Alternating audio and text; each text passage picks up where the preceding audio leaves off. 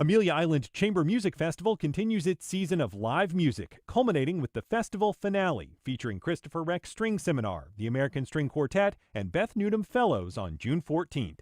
Info at ameliaisland.com/chamber. The North Florida TPO is committed to shaping our transportation future. We're focused on planning, funding, clean fuels, and new technologies for a vibrant, connected community. Learn more at northfloridatpo.com. Baptist Health is a proud supporter of First Coast Connect. Baptist Health, committed to building a healthier community for all of us. More info at 202-4YOU or baptistjacks.com. This is WJCT News 89.9 Jacksonville. Up next, national and local news from NPR and the WJCT News team.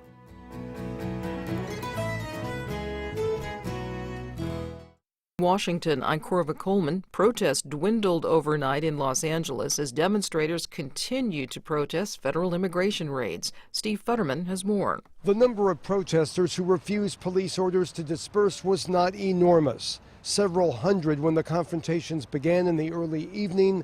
By midnight, it was down to a few dozen. New raids by ICE agents is fueling the anger. LA Mayor Karen Bass. I can't emphasize enough the level of fear and terror that is in Angelenos right now, not knowing if tomorrow or tonight it might be where they live, it might be their workplace. Local officials here have been frustrated by the continuing nightly confrontations and are discussing the possibility of a limited curfew. For NPR News, I'm Steve Futterman in Los Angeles. President Trump has ordered thousands of National Guard troops and at least 700 U.S. Marines to the Los Angeles area. Writing online this morning, Trump said that if he didn't do this, L.A., quote, would be burning to the ground right now. California's governor and attorney general disagree. California Attorney General Rob Bonta says they have sued Trump because the president used faulty reasoning under federal law to send in federal troops. He's violating 10 U.S.C. 12406, which is the statute that he relies on, that he says gives him authority to call in the National Guard to Los Angeles. A clear, unambiguous language of the statute says there needs to be a rebellion or an invasion or a situation in which the president is unable with the regular forces to execute the laws of the United States. None of those things are present. He spoke to NPR's Morning Edition.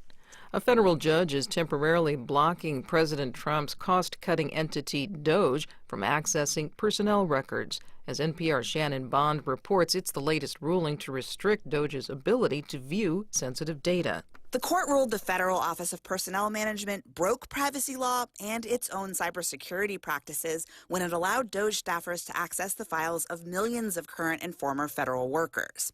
The scope of the injunction is still being determined by the court, but Judge Denise Cote ordered DOJ staff to destroy all copies of personal information related to the union members who brought the lawsuit. The case will likely head to the Supreme Court, which has recently reversed other lower court rulings curtailing DOJ. Last week, the High Court granted DOJ access to sensitive data held by the Social Security Administration. Shannon Bond, NPR News. U.S. and Chinese officials are continuing their latest round of trade talks today in London. The U.S. is seeking China's rare earth minerals that are used in electric vehicles. China wants the U.S. to loosen its restrictions on sales of American goods. These include software to make computer chips. You're listening to NPR News from Washington. This is WJCT News 89.9 in Jacksonville. Good morning, I'm Stephen Ponson. It's 9:04. The marble lions that guard the west side of the namesake Bridge of Lions in St. Augustine have stood there for 100 years. Now, for the second time this century, the city is making plans to relocate them for a little bit. It's part of the city and Florida Department of Transportation's plans to fix up parts of the seawall that run along Avenida Menendez downtown.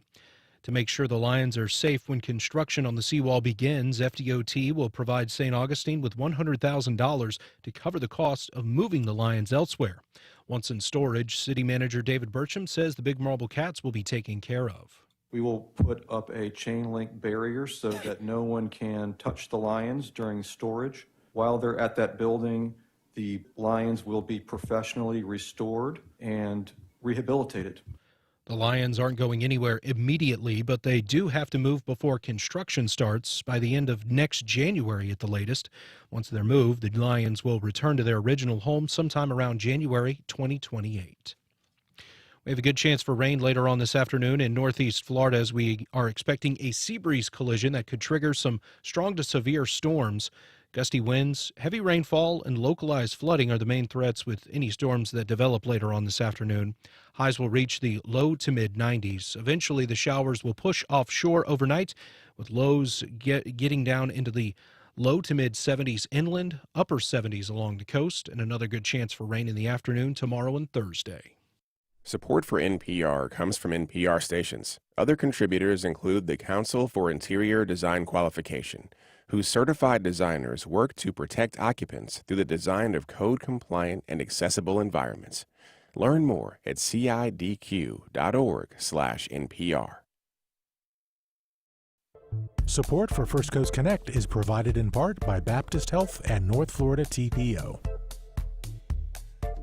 Good morning, I'm Ann Schindler, and this is First Coast Connect. Today, a memoir of love and activism. We talked to Jacksonville natives Gwen and Alton Yates about their long careers, their new book, the legacy they hope to leave for future generations. Later in the program, the New York-based artist behind the slavery-based exhibit Runaways talks about giving identity to otherwise faceless freedom seekers.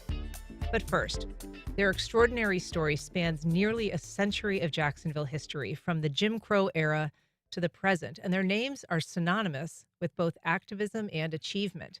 Here to tell us about their new book, Living the Legacy, ahead of an upcoming Juneteenth celebration book signing, are Gwendolyn and Alton Yates. Good morning. Good morning. So nice to have you both here. You have been involved in so many pieces of local history, and there are really so many ways into the story of the two of you and the story that you share. But I'm actually going to start in the middle and kind of work our way to the edges. Alton, because one story that is, one of the more powerful ones from your experience is this experimental program that you participated in as a very young man at 19, where you essentially risked your life more than 65 times for the nation's fledgling space travel program. Yes. Can you tell us a little bit about the volunteer work that you did when you were in the Air Force? Be more than happy to. When I arrived at Holloman Air Force Base in New Mexico, there was a program ongoing conducted by Colonel John Paul Stapp, who had the distinction of being known as the fastest man on Earth because he had ridden a rocket sled at 632 miles an hour and stopped still in 1 9/10 seconds. And he was in the process of trying to determine the effects of space travel on the human body. He couldn't do that alone, so he needed volunteers. When I arrived, one of the first things I did was volunteer for his program. I read a little bit about him, had heard a little bit about him, but I never thought I would get the opportunity to meet him. And it was just, a chance assignment that I was assigned to the Aeromedical Field Laboratory. And during that period, there was no NASA. There was a civilian organization that was doing the work that later became NASA. And in order to determine what the effects of space travel on the human body would be, Colonel Stapp had designed these high-speed rocket sleds so that we could test G-forces on the body. We volunteers would be strapped into the sled, fired down the track, and of course, we would have all kinds of monitors attached to our body to tell him what was happening. And in addition to using the rocket sleds to test the effects of space travel, we also use those sleds to come up with a seatbelt program that everybody uses all over the world now. We developed seatbelts for automobiles and aircraft. We developed the ejection seats because we knew we were going to be developing high-speed aircraft at a later date, and we had to have a way to get pilots out of those planes if something happened. So we did the test to determine whether or not a man could eject from a high-speed jet by using the high-speed rocket sleds and being ejected from the sled over the New Mexico desert floor. There were probably 15 of us who participated in that program, and there are two survivors, myself and an airman friend whom I talked to just yesterday, whose name is Bobby Teal. We're the only two survivors that we know of right now, and we're just happy to get together in conversation. And like the fastest man, I mean, you were traveling at these speeds of 600 miles per hour Yes. plus and coming to essentially a dead stop. I mean, it must have been kind of an excruciating experience, perhaps an exhilarating experience. What did it feel like physically to be doing that kind of a rigorous stop-start? Well, I it's difficult to explain to someone when you say that it feels like everything in your body was trying to come out through your chest when the sled took off, and when it stopped, you had the opposite effect where it seems as though everything in your body was trying to go out through your back.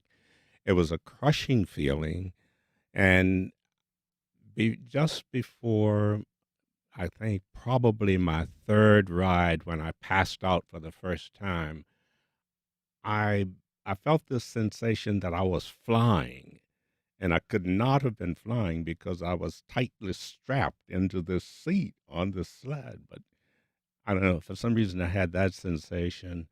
And of course, later on, there were pressure suits that were designed to prevent uh, a pilot from having that feeling or an astronaut from getting that feeling if they were flying into space.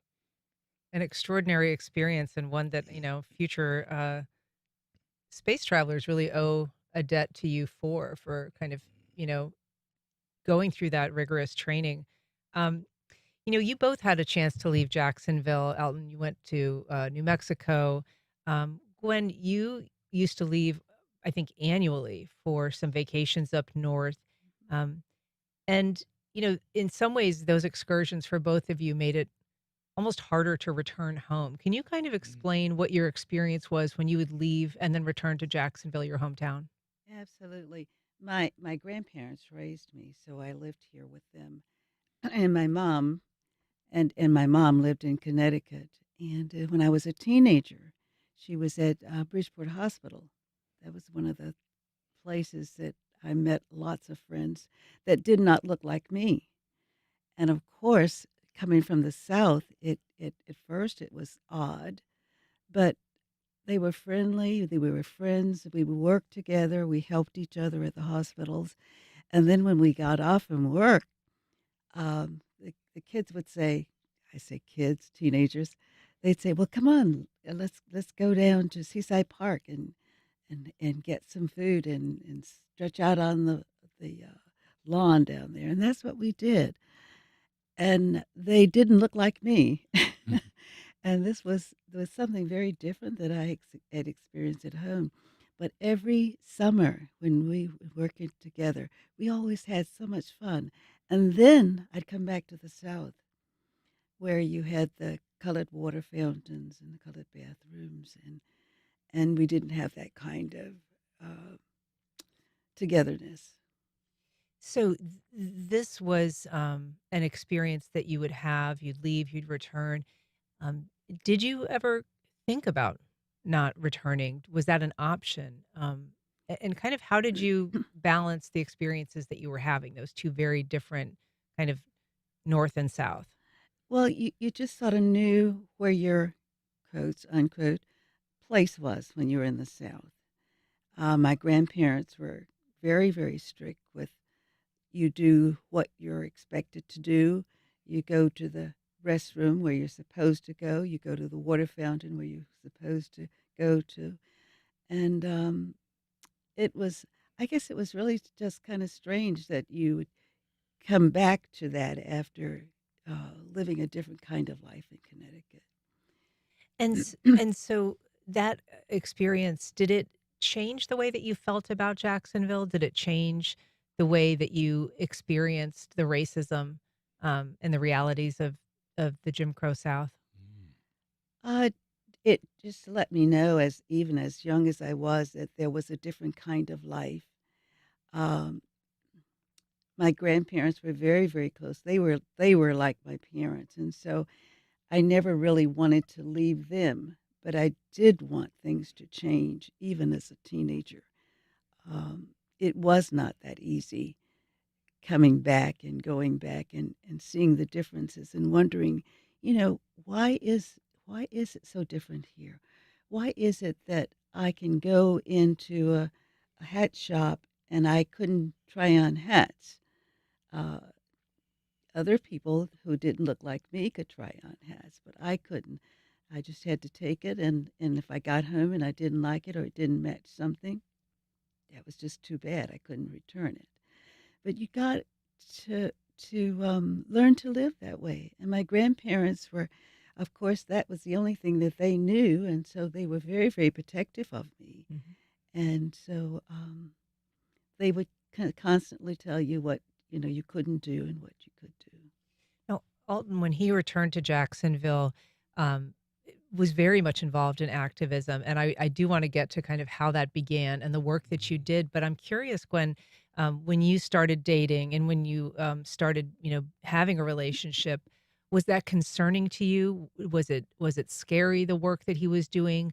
Did you find yourself drawn to it yourself? Well, actually, he didn't tell me. I didn't know anything about what he was doing. He didn't share that with me at all. And he wrote me letters every day.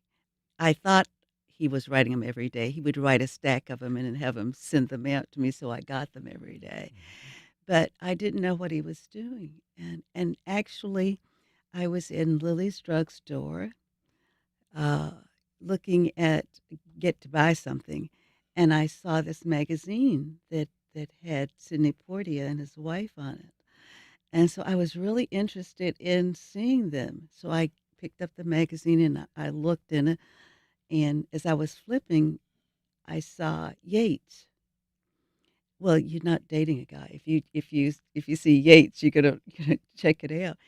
And I thought, God, that's my Alton. And I had no idea what he was doing. For people who don't know, remind us what that article was. Well, it was Sidney Poitier. You're talking about that article. It was got my attention. It was that issue, right, that got your attention. But the article inside, what was it about? Well, the article that I ended up reading Yeah. was the article about my husband. It's about my boyfriend then. and about the work he was doing. And the first thing I saw was GI risked death 65 times for science. I was scared to death. And scared but proud because, that Ebony magazine was a really great book for people of color.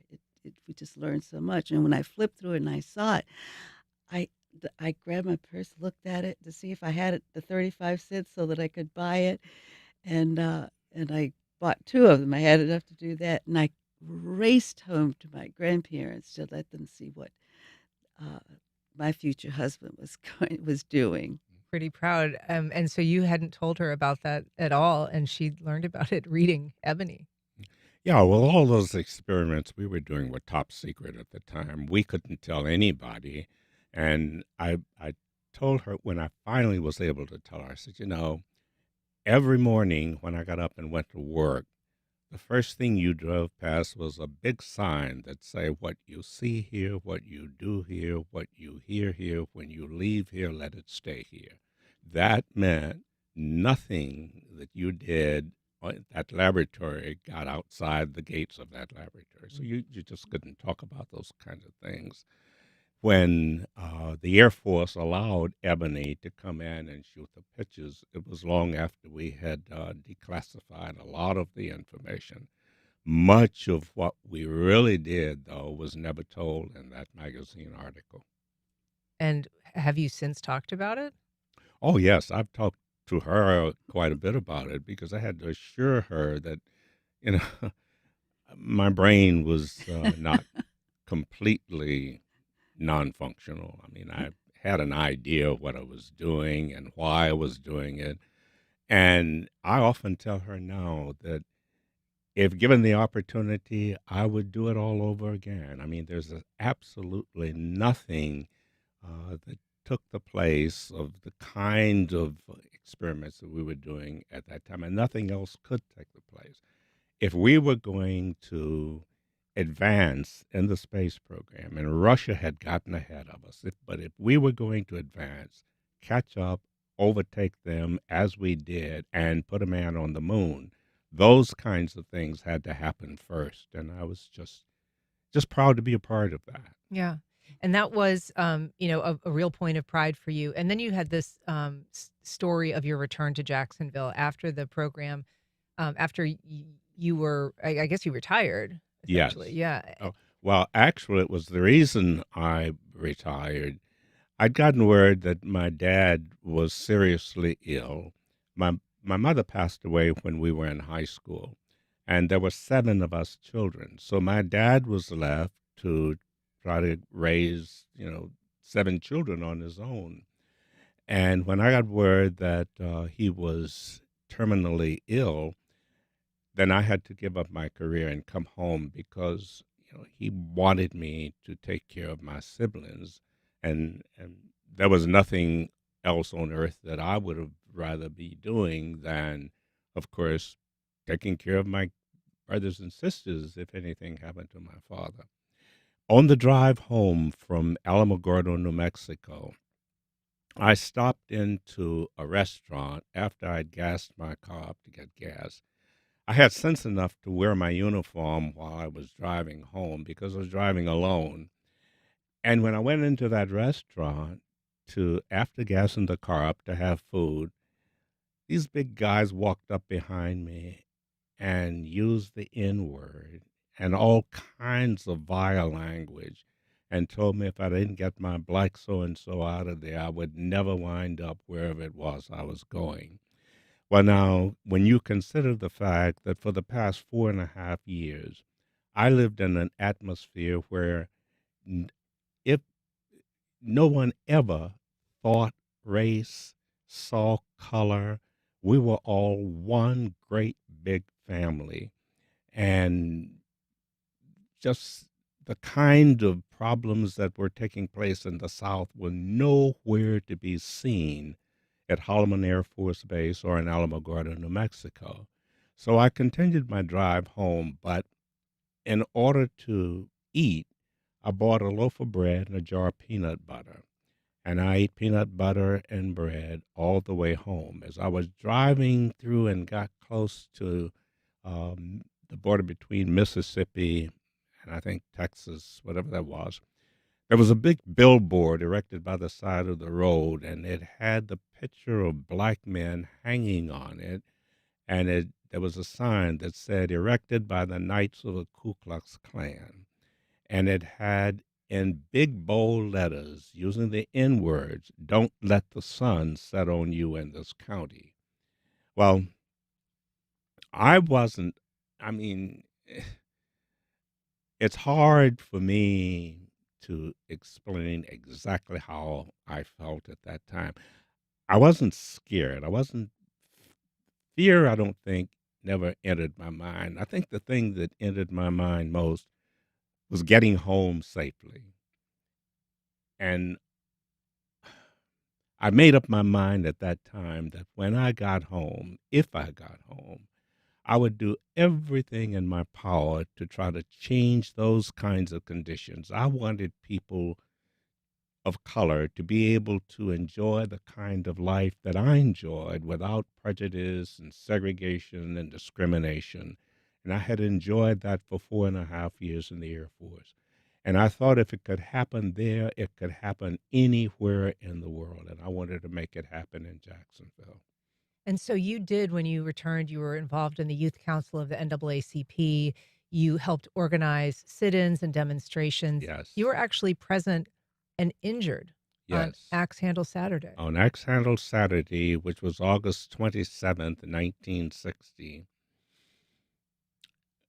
we actually were originally supposed to demonstrate at Woolworth. We saw all of these men gathered around Hemming Plaza with Confederate flags and passing out axe handles and baseball bats from the back of a truck. So we changed and decided we would go to the Woolworth store. Well, as we took off from Laura Street Presbyterian Church, headed toward the W.T. Grant store, which was on Main Street, we were spotted.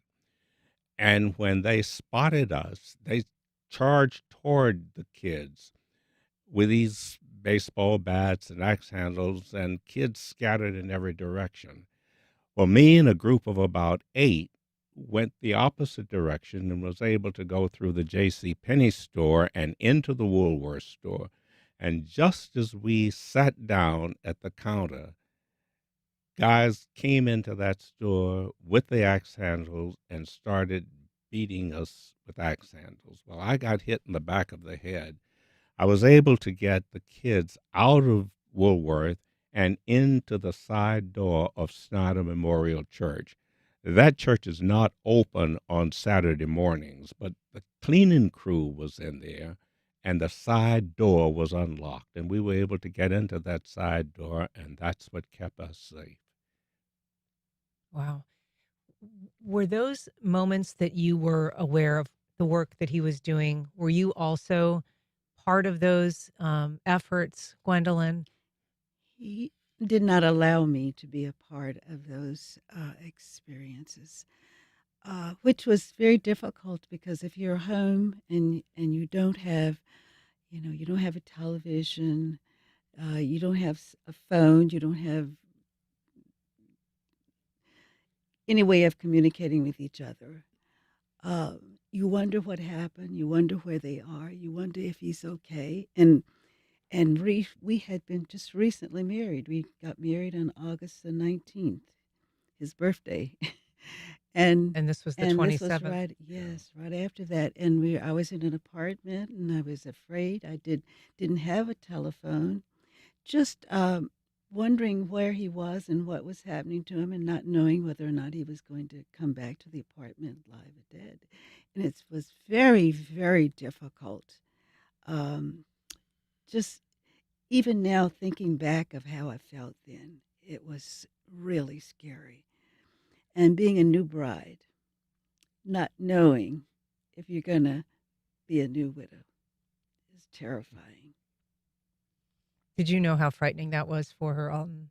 Well, I had an idea, but the main problem that I had with having her being involved was the fact, number one, that she had 2 children to take care of. They weren't, they were my brother and sister, but Gwen was raising them, helping me to raise them. And the both of us couldn't be away from them at the same time. So I wanted her to be there with the children to keep them safe. We never knew at any of these demonstrations whether or not we would be attacked. We were alerted to the possibility that we would be attacked at the August 27th demonstration. Stetson Kennedy, who had done some work with the FBI, but who had also secretly infiltrated the Ku Klux Klan, told us that there was a good possibility that some of the Klansmen were going to try to break up the demonstration. So there was that possibility, and I certainly didn't want my wife and my baby brother and sister to experience that.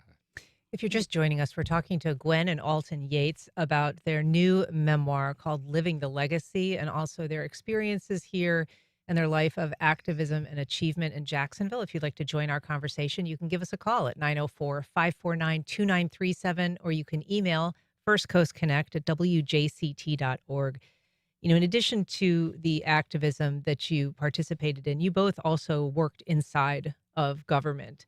The two of you worked for 4 mayors, Hans Tansler, Jake Godbold, Tommy Hazzuri, Ed Austin. Gwen, you also served as a city council member for 2 terms in the late 90s and early 2000s. How was it different working inside the city government versus kind of, approaching and protesting and working from the outside? I think what you felt like we had an opportunity to make some changes, little changes in our little part of the world, and being able to work with the mayors, you were able to explain some things with them, and of course by that time things had changed quite a bit. So we had a great opportunity to do some things in city government. And it just seemed kind of fall in your lap. Things just sort of happened. I started off working with children who were in the Youth Detention Center and had an experience. Two girls came to my office. They were brought to my office, and they sat there and they said to me, why are we being treated like this? We went to a policeman for help, and the policeman's brought us here, and now we're locked up with kids who are in here with, major offenses. These girls were runaways? They were runaways. They were from Missouri, and they had been picked up by some guys that stopped them. They put their books on the side of the road, got in the car.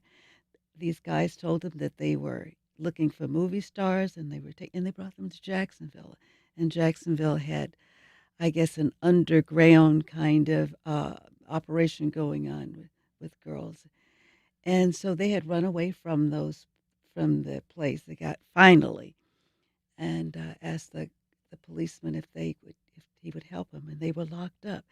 And those two girls sat in my office. I was a counselor at the time, and they said, "Why are we being treated like this?" And I felt, that no answer I could give them would be adequate, other than you're here because we have nowhere else to place you until your parents can collect you.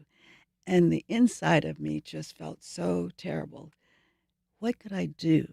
We needed a place where children who had made the mistake of running away would have somewhere to go.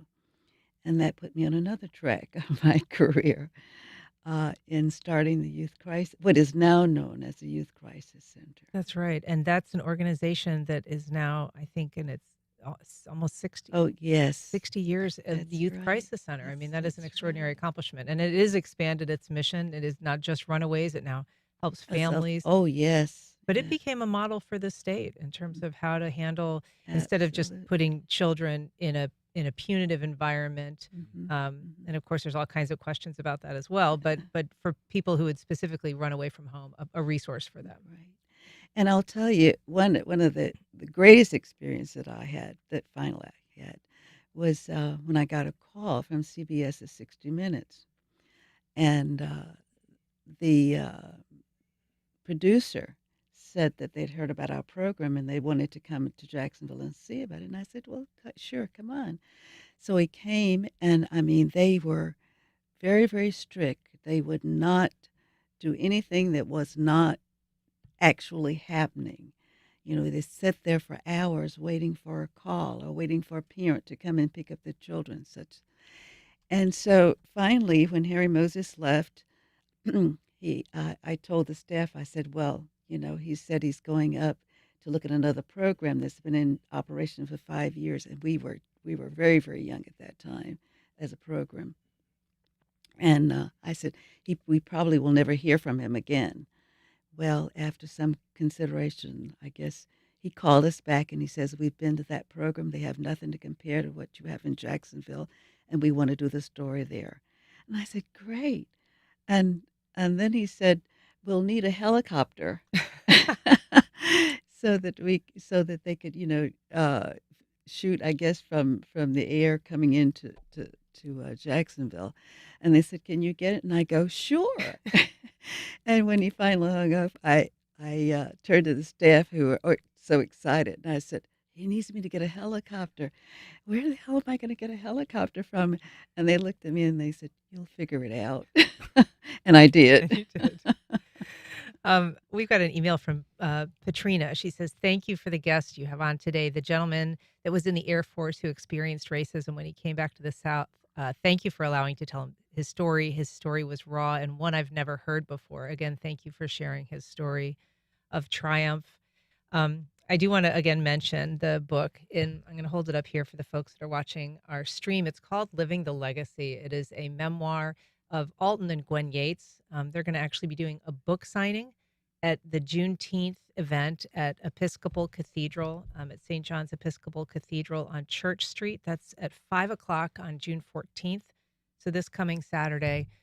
It is such a pleasure to talk to you, Alton Yates, Gwendolyn Yates. Thank you so much for being on today. Oh, Thank you so you're much. so We welcome. appreciate it. Thank you. All right.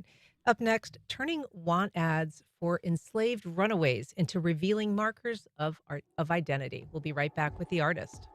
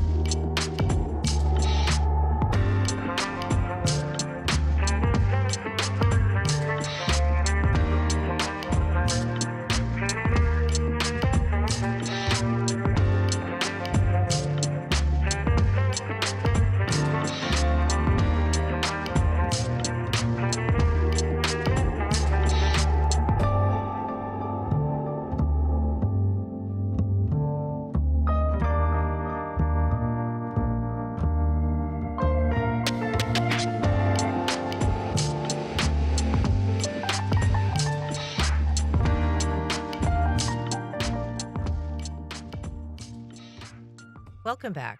A powerful local exhibit is composed of portraits of people based only on their descriptions. The visual renderings are derived from newspaper ads placed by slaveholders seeking to recover the, quote, runaways and offering rewards for their capture. Joining us to tell us more about the inspiration for this exhibit is New York-based artist Lillian Young. Lillian, thank you for joining us this morning. Thanks for having me this morning. It's great to see you. Thanks for coming via video. Lillian, this is a really troubling and also beautiful series of portraits that you did.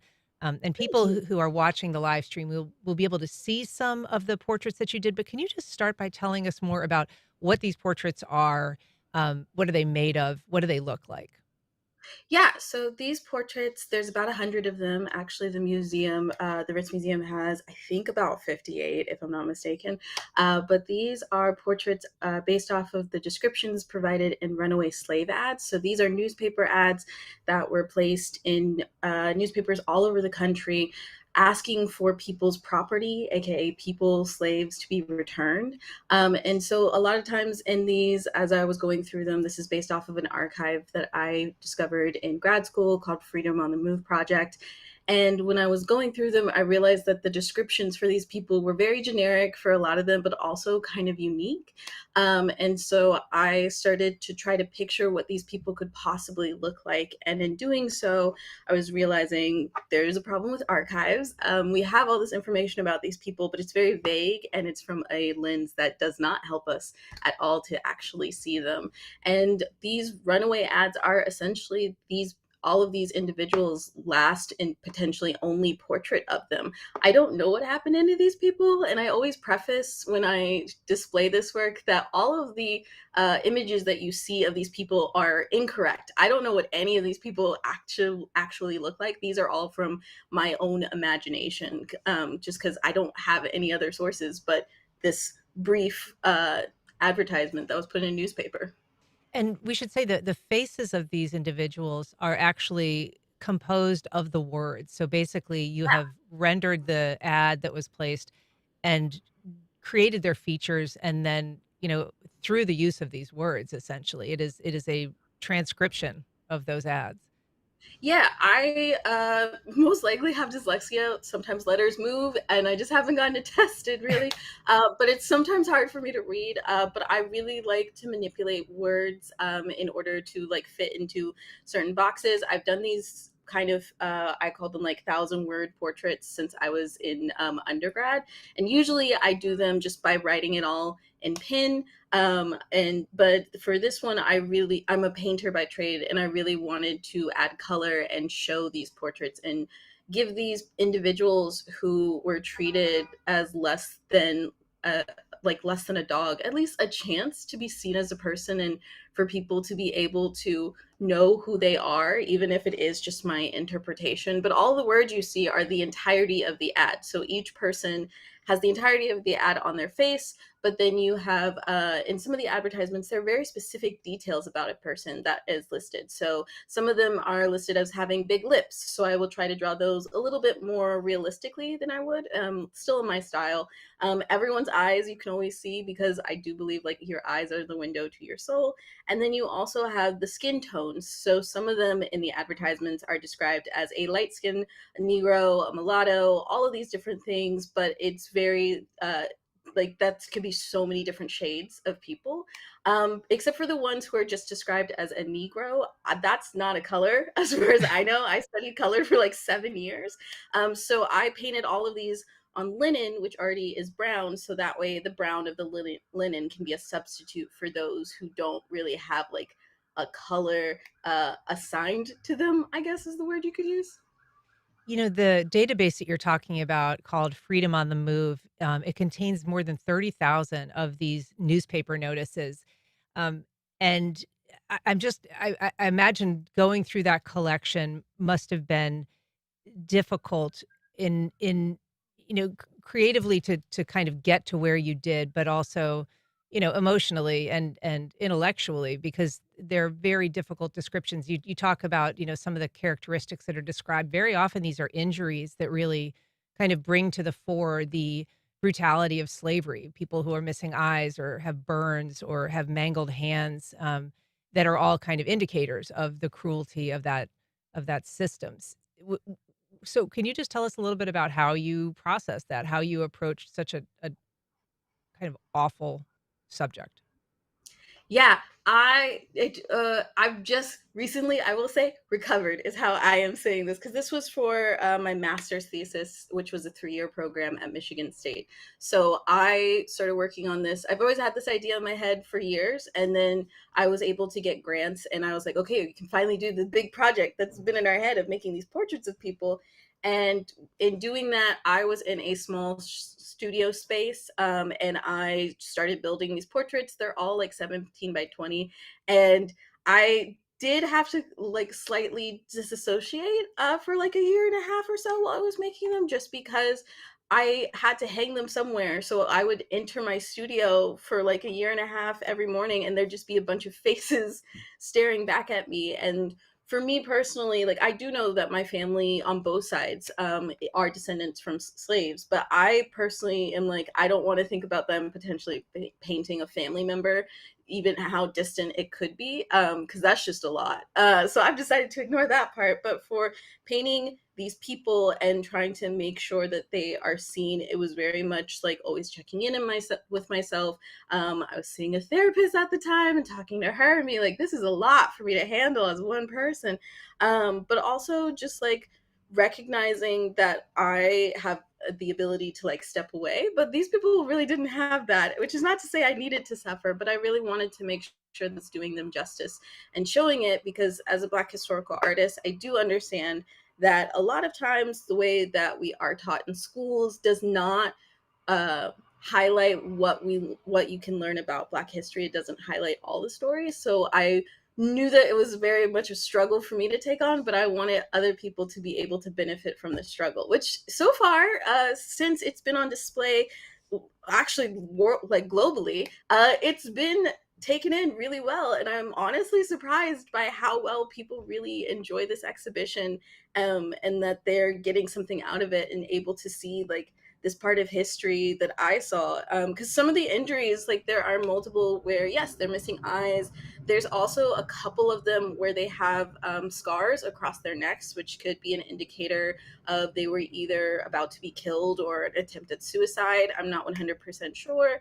And then I always think back to one of the paintings where I actually had to call my grandma, my Nan, to talk with her about like, should I do this painting? Because it was a group that ran away, a family, and it listed the ages of the children that were taken in this escape. And one of them was listed as being, I think, about like 8 months old, like they're a baby. And I was like a little bit I don't know if not skeptical, but hesitant about painting that, because that's such a small face and such a big canvas. So I called my grandmother to talk to her about it, and she was like, it's the truth. You have to paint what is the truth. And ultimately, yeah, I painted that family, and one of the runaways is just a very small baby, which was very interesting to have to kind of like have that light bulb moment of, oh yeah, children did also have to face this and did not potentially, but did run away and try to escape to freedom. Sure. I mean, one of the ads is about a girl named Tina, and it describes her as, in the ad, quote, a girl about 13 years old with a linen frock, slender, and holds her head down when spoken to. So there's these kind of revealing descriptions.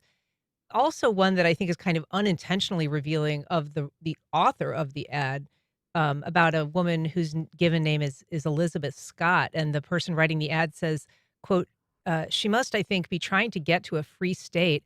I'm not aware of any good cause for her leaving, save the love of liberty, which is just kind of a, an amazing blindness to what might have motivated someone to flee to freedom. And I guess, some of these, as we say, they're really harrowing descriptions and terrible circumstances. But in some ways, the presumption being that at least some of these people did make it to freedom. Yeah, I have to keep believing that most of them made it, just because if I don't, that just makes me so sad. But I do know that some of them actually didn't make it. So these are runaway notices, but a handful of them, which count as runaway notices, are jailer notices. So all of them, if they're runaway notices, they have a price on them, which is the bounty for that person. So generally it'll have their name, and then it'll say like, oh, I'll pay you $10 to bring them back to me. There's even one which is on display at the museum. I think it's Emory. His is a little bit different because he's worth, I think it's $20 brought in alive, but $25 dead, which is wild.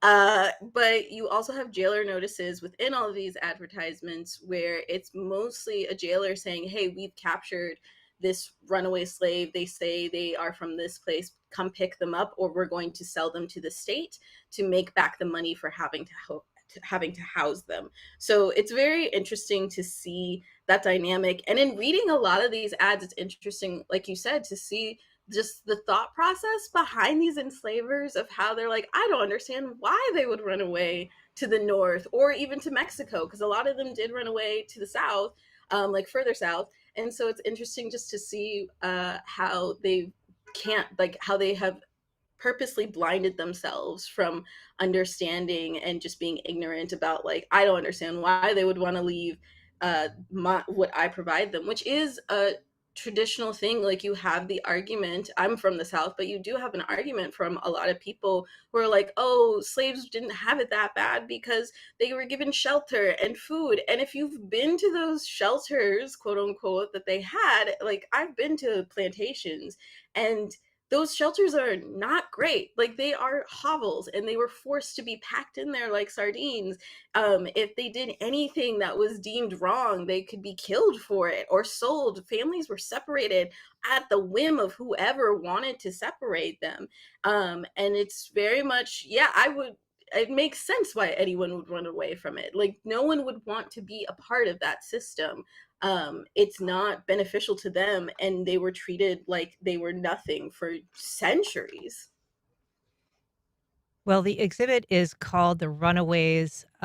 It's part of an exhibit called The Problem with Archives. The artist is Lillian Young. Lillian, thank you so much for joining us today. We really appreciate you talking about your work, and we appreciate your work. Thank you. I appreciate you guys reaching out to me, and I hope people get to enjoy and see the show. All right. Thanks so much. We'll be back in just a minute with one of the longest running musicals ever in history, The Fantastics.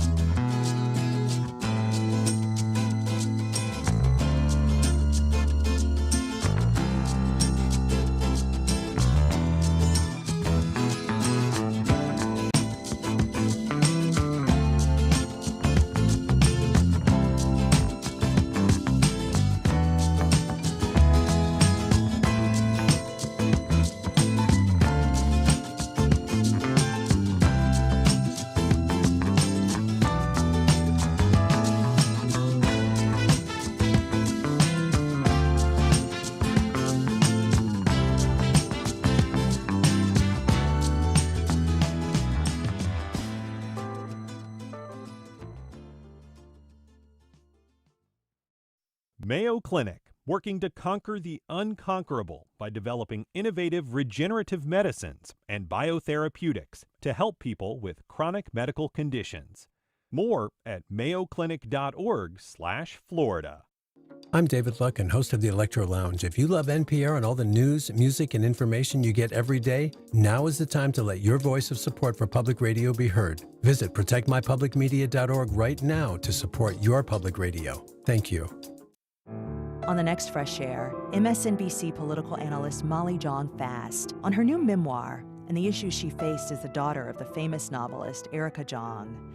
It's also about the worst year in her life, 2023, when her husband was diagnosed with metastasized pancreatic cancer, and she put her mother and stepfather in a nursing home because of dementia.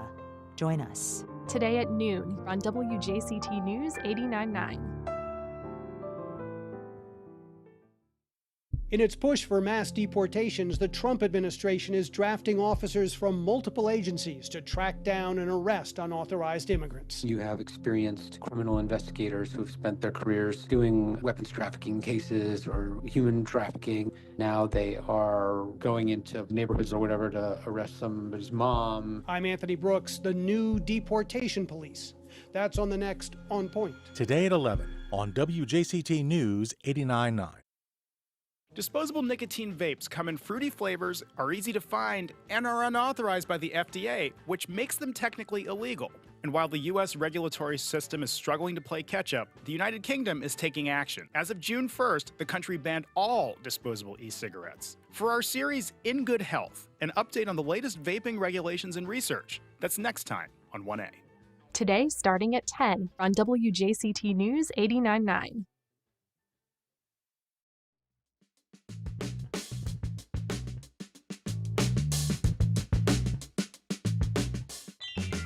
Welcome back.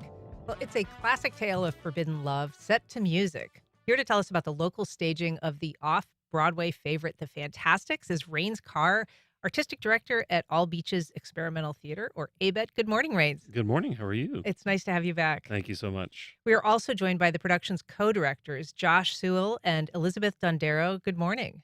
Hey, good to see you. It's good to have you. Thanks for being here. So the decision to produce this show grew out of some exigent circumstances. Yeah. You've kind of been going through it. Remind us a little bit, Rains, what happened with the theater and Sure. kind of how the Fantastics landed on your to-do list. Of course, yeah, I'll do that. So we were a leasing space out of Players by the Sea. Well, last time I saw you, we were about to put on the production of Stephen King's Misery. That's right. There was a fire 24 hours before we were to open that show, literally the day after I saw you the last time. And so that has sort of shut down the theater for quite some time. And so we were going to do musical next. And I had decided to change our season and bring out the Fantastics. I thought it would be really fun as a summer piece. It's got a really unique flavor. It's audience interaction. And because we had to pivot out of our larger space at Players by the Sea that we were going to use, I talked to the city of Atlantic Beach, and they welcomed us with open arms to come back to our original home at the Adele Grange Cultural Center that ABET was started in for 25 years. And because it's such a small, intimate space, I thought this would be the perfect show to be there right with, to interact with the audience. I mean, so tell us what it is about the Fantastics. It is, as we said, it's the longest running show in, history of theater in the United States, and I guess in the world. But what is it about this show for people who haven't seen it that kind of makes it an appropriate choice? Oh yeah, Izzy, what do you think? Well, it's about love, and I think that's like such a universal thing. And it's also like it's almost a Romeo and Juliet story. It's fun, it's funny, it's family friendly. Like there are jokes that the oldest person's gonna laugh at and the youngest kid's gonna laugh at. And I think that's kind of what made it so long lasting. Is there anything you want to add? Oh, yeah. And also we've got, just like you said, something for every age. Like we've got sword fights, we've got romance, we've got jokes galore. So it really Great does have singing something for too, everyone. yeah. And it is, to your point, it is kind of like an inversion in some ways of Romeo and Juliet. I mean, it does have, that the kind of star-crossed. In this case, though, it's the parents that are conspiring to pretend that they're that they hate each other Right, in order right. to kind of trick the kids, the Mhm. boy and the girl, into falling in love against their parents' wishes, right? Exactly, exactly. And then, no spoilers, but in the second act, that sort of illusion starts to unravel a little bit, and we see the effects of what learning about that does to our young lovers. So, Yeah. And so what is it that you are looking for with a cast like this? I mean, so much of the show is dependent on the two central characters, the two that fall in love. Well, I was lucky enough, I teach voice lessons, and so I had several students that I knew that were the right age, 16 to 18, and that I knew were great singers. I encouraged them to audition. But really, they have this quality, especially like these girls that are that age, they are 16, that they have this like enthusiasm and joy that it's kind of hard to find in like somebody that might be 25 or older. They just like radiate. They're all just cynical. Oh. No more hope for joy. Yeah, exactly. And then Nick, who we have playing Matt, he has this great innocence about him too. I think he's just got off of his first year at UCF, but he plays with the girls like really well. They play off of each other, and it's just really nice to see them have that like young romance. I think everyone can kind of look at that and think about, romances that they had in their life when they were maybe in high school or like very beginning of college. So it's kind of fun to watch that. What about the kind of future of ABET? Are we still in a transitory period? We are still in a transitory period. As we discussed last time I was here, we've gone through 3 artistic directors. We've canceled 3 shows. We are moving forward, our 34th season. I'm going to announce that very soon. Oh, cool. We do not have a permanent home at the moment, so we are in the process of looking for a permanent home. Luckily, we have been partnered with the City of Atlantic Beach, and they reached out to us for this particular musical, but the next few shows are sort of up in the air. I don't know when or where they're going to be. So this one's at Adele Grange. This is at Adele Grange. The next one may or may not be there. The next one may or may not be there. Well, so what Yeah. is the status of the damage? I mean, we know that the fire kind of sparked the water damage, did. which is the main damage. It is. But like, so what's the status of So actually they've actually started to rebuild. So Mhm. Players has rebuilt the offices as we speak. They've started to redo floors. They've started to redo ceilings, but the main studio space is still will be under probably the last one where the fire actually was. Will probably be the last one. I'm not really sure. But they have started to rebuild. So hopefully they can rebuild in time to, open some shows in the fall. I'm But you're sure that not would sure be if that's interesting. going to work with your I don't know if timetable. that'll work for us because we may have to pivot and do other things. We'll just have to play it by ear and see. Hopefully we can work with them. If we can't, we're going to try and strive and find our own home because we haven't had our own home in about 5 years. Yeah. Well, I'm sure you'll keep us updated. Rain's Car. Oh, yeah. Also, Josh Sewell, Isabel Dondero. Thank you so much for being here. Have a great continuing performance. Thank Thank you so much. We for having appreciate us. you. Or break a leg. That's our program. If you missed anything, you can catch our rebroadcast at 8 o'clock tonight, or you can find our entire archive on your favorite podcast platform. Join us tomorrow when we meet the new CEO of 90 Forward about championing racial equality at a time of backlash. I'm Ann Schindler. You've been listening to First Coast Connect on WJCT News 89.9. Provided in part by Baptist Health and North Florida TPO. Baptist Health is a proud supporter of First Coast Connect. Baptist Health, committed to building a healthier community for all of us. More info at 202-4YOU or baptistjacks.com. The North Florida TPO is dedicated to transportation planning, funding, clean fuels, and new technologies for a vibrant, resilient, and connected region. More information available at northfloridatpo.com. Life South Community Blood Centers, providing blood and patient services to the local hospitals, serving patients in this community. Donating blood with Life South helps save lives. More at lifesouth.org to find a blood drive near you. This is WJCT News 89.9 Jacksonville. Up next, national and local news from NPR and the WJCT News team.